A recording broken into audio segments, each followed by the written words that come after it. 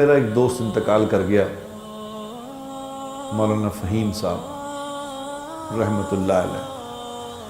64-65 سال کی اس کی عمر تھی۔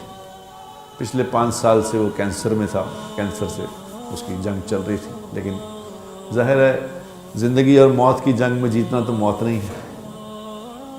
یہ وہ پلیئر ہے جو کبھی نہیں ہارتا، سب ہار جائیں گے، یہ نہیں ہارے گا۔ تو بہرحال موت جیت گئی، فہیم ہار گیا۔ لیکن کل اس کا جنازہ تھا، ایک گھر میں مسجد میں جنازہ کیا، پھر چونکہ وہ ساری زندگی رائے گنج میں رہا، اپنی ساری جوانی اس نے اللہ کے نام پہ لگا دی۔ نہیں دھوکے میں آیا وہ دنیا کے، نہیں اس نے دیکھا کہ یہ دنیا میں بنا لوں کچھ، اس میں یہ کر لوں، میں اس میں وہ کر لوں، نہیں دھوکہ دے سکی دنیا اسے، یہ زندگی نے دھوکہ اسے نہیں دیا۔ وہ موت کو سامنے رکھ کے زندگی گزارتا رہا، ساری جوانی رائے گنج میں پڑھا بھی پہلے، پھر پڑھا۔ حالانکہ وہ اتنے لمبے اس کے بال ہوا کرتے تھے، جب وہ 18-19 سال کا تھا، اتنے لمبے بال، اور اتنا خوبصورت آدمی تھا وہ۔ میں اسے دیکھ کے کہا کرتا تھا، یار ایڈے سونے مولوی نہیں ہوتے، اتنے سونے تو اداکار ہوتے ہیں، لیکن اتنا حسین آدمی تھا، اتنا حسین آدمی تھا۔ چہرہ اس کا برف کی طرح تھا، سفید داڑھی اس کی، اور خوبصورت، اور گفتگو اس کی۔ پہلے خود پڑھا پھر پڑھایا، پہلے شاگرد تھا پھر استاد بن گیا، اور ساری زندگی۔ اور مجھے یاد ہے میں 1993 میں جایا کرتا تھا اس کے پاس۔ رات کو ہم نے یہاں سے لیٹ جانا، کوئی 1:30 بجے 2 بجے، گرمیوں کے دن، اور سارا دن محنت کرے، وہ گرمی وہاں کچھ بھی نہیں۔ اب سوچو جون جولائی کی گرمی، اور صرف پنکھا۔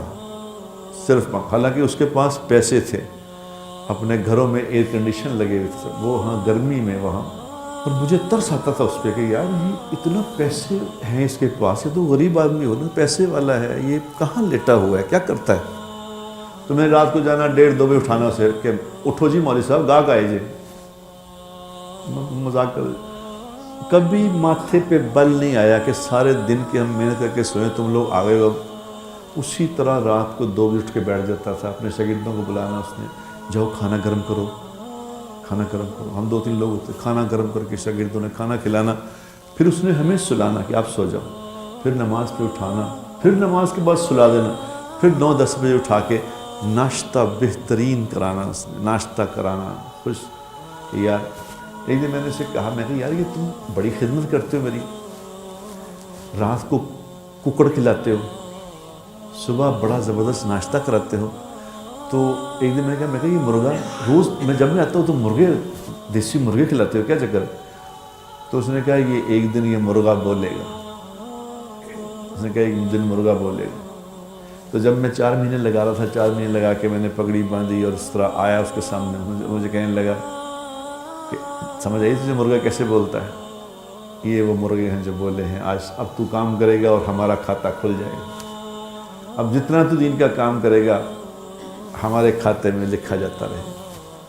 تو میرے جیسے ہزاروں لوگ اس کے کریڈٹ پہ ہیں۔ 64-65 سال میں مر گیا۔ جنازے میں اس کے میرے خیال ہزاروں لوگ تھے، ہزاروں۔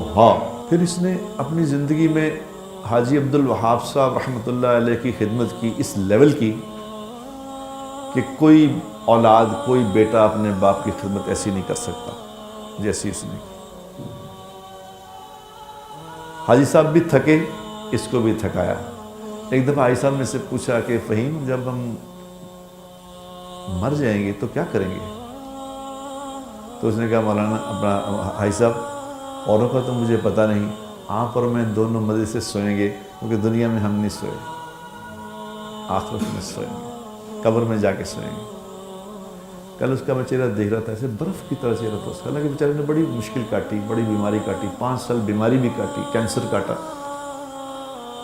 اللہ کی باتیں اللہ ہی جانتا ہے کہ اپنے بندوں کو تکلیف میں بھیجتا ہے، ان کو انہیں پہ ہی بھیجتا ہے، باقیوں پہ نہیں بھیجتا، باقی کا معاملہ۔ چہرہ اس کا حالانکہ یہاں پہ زخم تھا اس کو، اسی طرح چہرہ تھا برف کی طرح، اسی طرح خوبصورت چہرہ۔ میں اس کو دیکھ کے چہرہ جب اس کا دیکھا تو میں نے کہا فہیم جب تیری زندگی کا مسئلہ دکھڑے کٹ گئے، اب تجھے کبھی دکھ نہیں آئے گا، اب تیرے مزے ہیں ہمیشہ۔ وہ شخص تھا، وہ ایسا انسان تھا جس کے بارے میں حضور اکرم صلی اللہ علیہ وسلم کے فرمان کا مفہوم ہے کہ وہ ہے ایمان والا جس کو دیکھ کے اللہ یاد آئے۔ تو وہ فہیم تھا جس کو دیکھ کے اللہ یاد آتا تھا خدا کی قسم۔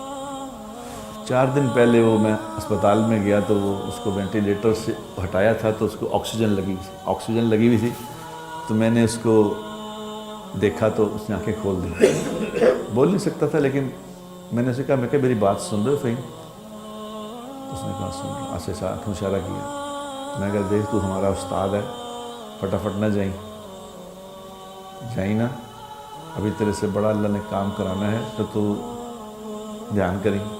تو آنکھوں سے ایسے نا ہنسنے لگا، آنکھوں سے، کہ جیسے وہ کہہ رہا ہو کہ میرے اختیار میں کہاں ہے یہ بات، کاش میرے اختیار میں ہوتا میں نہ جاتا، مگر یہ میرے اختیار کی بات نہیں۔ لیکن میں سنانا مجھے بات اس کو یہ اس لیے یاد آ گیا کہ وہ زندگی تو 64-65 سال کی اس کی گزر گئی، لیکن اب ہمیشہ کی عیاشی شروع ہو چکی ہے۔ کل سے اس کی عیاشی شروع ہو گئی۔ وہیں اس کو قبر ملی ہے رائے ونڈ میں، وہاں جہاں حاجی عبدالوہاب صاحب دفن ہوئے ہیں، وہیں اس کی ساتھ ہی اس کی بھی قبر بن گئی۔ ساری زندگی عیسیٰ کے ساتھ رہا، قبر بھی وہیں بن گئی۔